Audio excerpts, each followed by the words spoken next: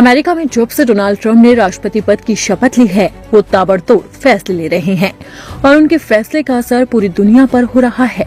Canada से लेकर उन्होंने कई देशों के खिलाफ फैसले लिए हैं, जिसे लेकर विरोध भी हो रहा है। लेकिन अब ट्रंप ने ऐसा कदम उठा लिया जिससे भारत भी हिल गया है। ट्रंप ने अमेरिका से अवैध प्रवासियों को बाहर भेज दिया है। अमेरिका अब लगातार अवैध प्रवासियों को बाहर का रास्ता दिखाना शुरू कर चुका है। इसी क्रम में भारतीय प्रवासियों की भी अमेरिका से वापसी हो रही है। अमेरिकी सेना के एक अधिकारी की माने तो अमेरिकी सेना का एक विमान प्रवासियों को भारत भेज रहा है।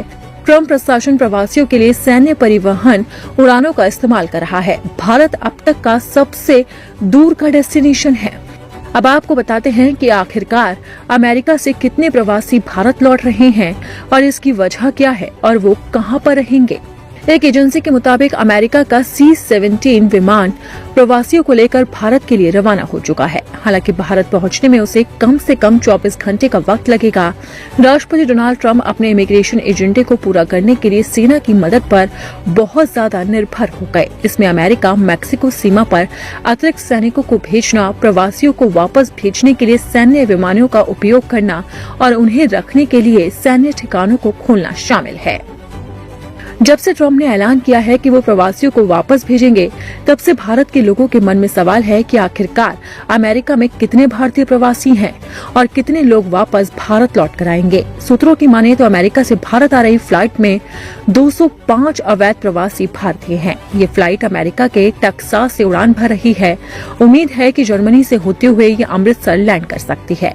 प्लेन रिफ्यूलिंग के लिए जर्मनी में रुक सकता है। ये बताना जरूरी है कि अमेरिका में अवैध प्रवासी भारतीयों की संख्या 7,25,000 है और जब से ट्रंप ने ऐलान किया कि वो प्रवासियों को बाहर भेजेंगे, तब से भारतीय प्रवासियों के माथे पर शिकन आ चुकी है। अमेरिका में भारतीय प्रवासियों की संख्या 7.5 लाख के करीब है। अगर ट्रंप लगातार उन्हें भारत भेजेंगे तो 7.5 लाख के करीब लोग वापस भारत आएंगे और इससे उनके काम पर भी असर पड़ेगा और यहाँ तक कि रोजगार पर भी असर पड़ेगा। आपको बता दें कि हर साल लाखों की संख्या में लोग अमेरिका जाते हैं और नया रोजगार में काम करते हैं।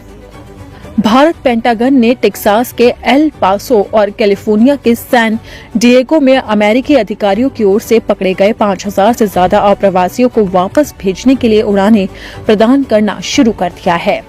अब तक सैन्य विमान प्रवासियों को ग्वाटेमाला, पेरू और होंडुरास ले जा चुके हैं। प्रवासियों को भेजने के लिए सैन्य उड़ानें एक महंगा तरीका है, लेकिन ट्रंप लगातार अवैध प्रवासियों को भारत भेजने या उनके देश भेजने की कोशिश कर रहे हैं।